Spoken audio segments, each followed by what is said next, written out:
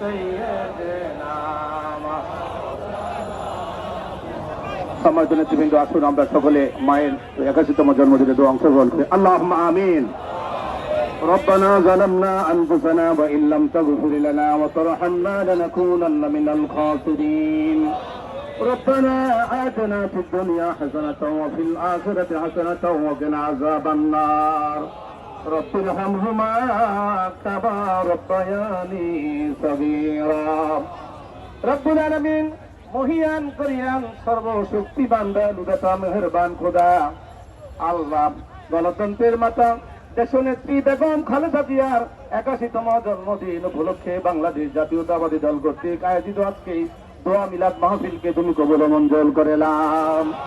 আয় রব্বুল আলামিন, মহান স্বাধীনতার যুদ্ধ থেকে শুরু করে এই পর্যন্ত জিয়া পরিবার এই দেশের জন্য, জাতির জন্য যে অক্লান্ত পরিশ্রম করেছে, মেহেরবানি করে এদের খেদমত গুলোকে তুমি কবুল মঞ্জুর করেলাম।